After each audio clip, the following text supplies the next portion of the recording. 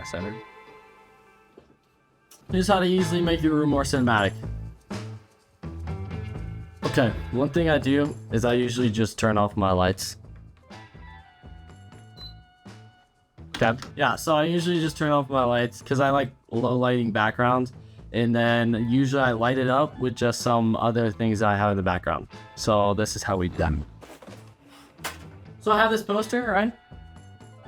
This poster frame at least, and it lights up. Also, I made that poster, by the way. It's Die Hard. It's Die Hard, the Christmas movie. And I have this tiny Charlie Brown tree, and I'll just light that up. That's just a little lighting to have in the background while I'm ever talking. Then once you're here, I bought this light from Amazon. And although it's not the greatest, it works for me at least.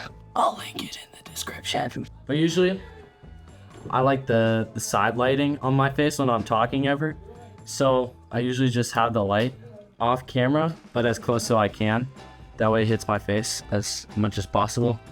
And so I'll turn I'll turn it on. But you never want to have your light that bright because it's basically overpowering. See, like the top ones, like they don't work for some reason. But usually I'll have it on a solid color. Usually I have like it on a light blue, but I'll just press this down button and it lowers it. So this is where I usually have it, because it's still like half of my face and like it's still projecting light. Sometimes I'll even have it on just yellow for like a lighter tone. Depends. Like I'll change the color to what theme that I'm talking about. If it's a lighter color, I'd probably brighten it up a little bit more. Once you have this, make sure to change your shirt to a lighter color because you don't want it to blend in the background. Okay. We got this shirt. Yup. Editing. Now that you have this all set up, let's see how we can color grade it in Adobe Premiere Pro and CapCut. Open Adobe Premiere Pro, then insert your video into the timeline. Hover over the Windows tab at the top and then find Lumetri Color. Once that's added, now we will adjust the colors. Adjust the temperature to about a 15.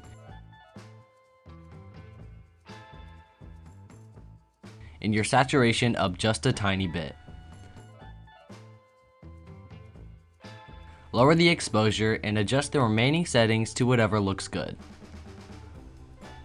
In the Creative tab, use the faded film effect to about a 27, and then feel free to adjust the saturation and shadows.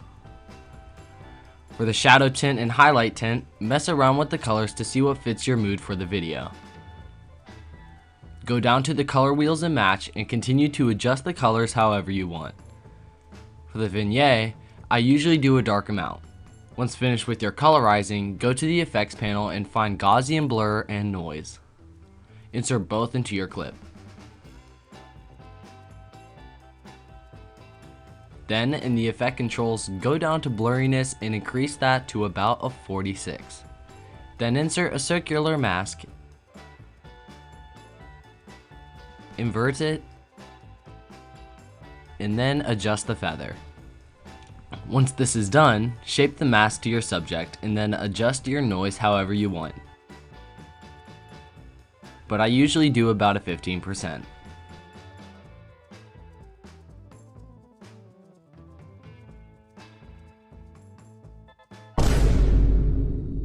I am Steve. For CapCut, it's really simple. Insert your clip into the timeline. Select your clip and then go over to the Adjustment tab. Although I don't have CapCut Pro, you can still colorize by scrolling down to the Adjust section and increase the sharpening to 50%. The clarity to 100. The particles to anywhere under 30.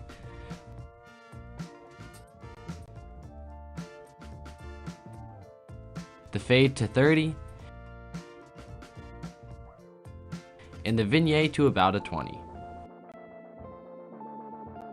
After that, adjust the remaining color settings to your liking.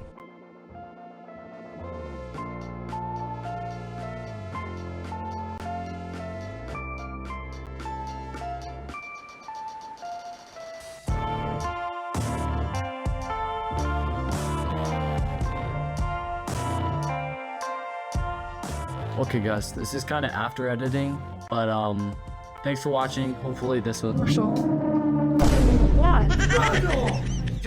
for what? Okay, I will say.